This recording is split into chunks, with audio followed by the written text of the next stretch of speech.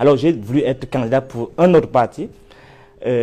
J'ai été appelé par le sous-préfet qui m'a fait dire que tu peux être candidat pour n'importe quel parti, mais pas pour le MRC. Et si tu t'avises d'être candidat, tu vas comprendre ce qu'on appelle le pouvoir.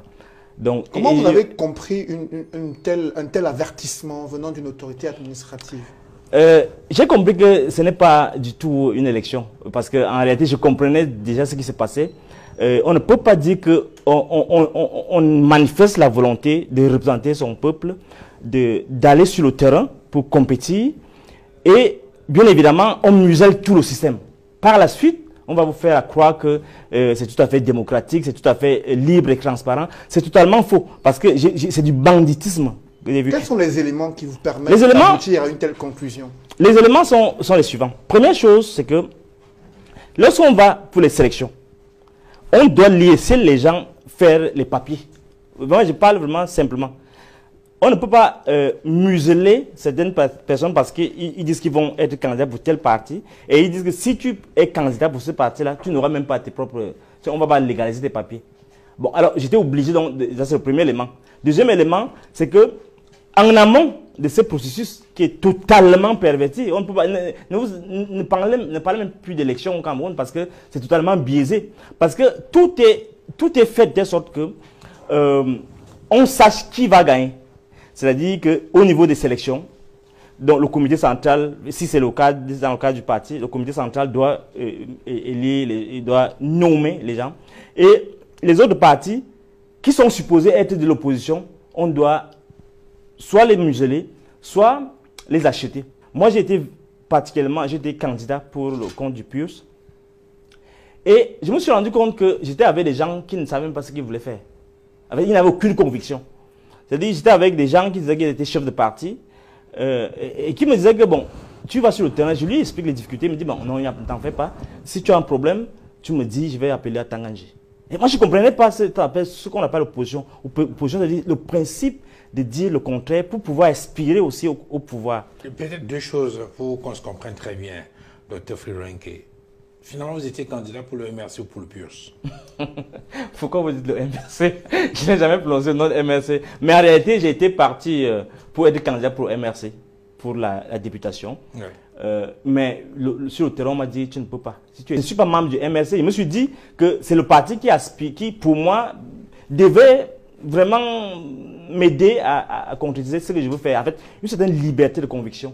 Et là, je n'ai pas pu, donc j'étais obligé de rassembler. Je n'ai jamais été membre ni du MRC, ni du PURS. Mais j'ai dû rencontrer... Vous cherchiez un véhicule. Un véhicule, un outil démocratique qui puisse me permettre au moins de faire entendre ma voix. Les opposants dont vous entendez parler là, ce n'est pas des opposants en fait. C'est des gens qu'on a fabriqués comme ça. Je peux le dire parce que j'ai causé avec eux, j'ai été avec eux. Les élections, tout ce que vous voyez là, c'est le fonctionnement de la mafia. Et donc il y a une mafia para-étatique qui organise tout ce que vous voyez là. Et les camps, tout le décor là. Vraiment, si on ne refonde pas, si il n'y a pas une refonte de fond de ce système-là, vraiment, vous allez rentrer dans c'est de la manipulation, c'est de la distraction. Donc, tout ce que vous voyez qui se passe là, fondamentalement, moi, j'ai vécu le système. Et lorsque vous me demandez quelles sont les preuves, vous allez vous rendre compte que les camps décident de modifier, vous avez peut-être 140 bureaux de vote, ils changent tous vos scrutateurs. Ils mettent les gens qui sont favorables au RDPC. Et c'est l'ECAM qui organise aussi tout un système de comptage parallèle où l'ECAM, le chef d'antenne chez moi, par exemple, au Bala, le gars organise un système parallèle. Il laisse ses propres collègues qui se plaignent. Et il met un autre système parallèle qui est avantageux au RDPC. Et ça, c'est les éléments que j'ai mis à la disposition du tribunal. Mais quand il change comment? Il change les scrutateurs comment? Non, on manipule toujours la loi. On manipule toujours la loi. Ils vont dire non, ils sont arrivés en retard. Mais est-ce que 70 personnes peuvent arriver en retard? C'est répugnant, c'est révoltant quand vous voyez ce qui se passe. Moi, j'ai voulu aller, pas parce que je manque d'idéologie, mais parce que je voulais faire l'expérience. Fondamentalement, ce système doit être réformé de fond en comble. Vous avez parlé tout à l'heure des opposants avec qui vous avez travaillé. Et selon vous, l'un d'entre eux vous a rassuré qu'il pouvait appeler un ministre à l'administration territoriale afin de régler des problèmes si jamais ces problèmes survenaient. En quoi ça pose problème Alors, c'est un ministre qui est au service de la République et non au service d'un parti politique. Et un leader de l'opposition peut bien avoir des échanges professionnels avec une autorité gouvernementale. Pourquoi ce point vous a posé problème? On peut appeler certains ministres, mais quand on me dit que je vais appeler à Tanganji, bon, moi, ça ne pose pas un problème en tant que tel, mais je vous dis que je ne peux pas rentrer dans beaucoup de détails. Mais il y a une chose, quand on est opposant, on doit compter sur la justice. On doit se remettre en position de défendre ses droits, pas de solliciter des faveurs. Donc ça, c'est une faute incroyable. On doit aller se plaindre.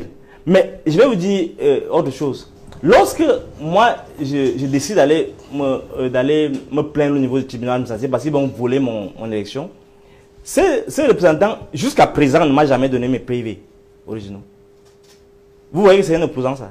Moi, je paye les avocats pour qu'on aille se battre au tribunal, machin. Mais ce type ne donne pas les... Et il n'est pas le seul. J'ai dû travailler les autres, avec un autre qui est supposé être maintenant le vrai opposant. Là, tout ça tourne autour du fait que si je gagne à Obala, le ministre perd son poste.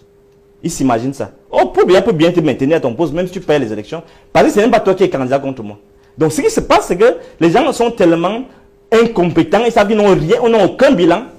Ils se permettent donc de faire n'importe quoi et ils mobilisent un ensemble de choses. Ce que je vous dis là, je suis prêt à dire plus que ça. Mais je ne veux pas rentrer dans ça parce que c'est le passé. Mais je voulais vous dire que ces gens-là, ce ne sont pas des opposants. Pour vous, l'arrivée de nouvelles formations politiques au Parlement et dans certaines communes, est-ce que ce n'est pas là le gage d'une démocratie qui s'est exprimée à travers ces élections législatives et municipales? C'est une stratégie néocoloniale pour donner l'impression que nous sommes en démocratie. C'est bien pour leur famille, pour leur fantasme, mais ils n'ont aucune conviction, d'après ce que j'ai fait comme expérience du dedans de ces gens-là.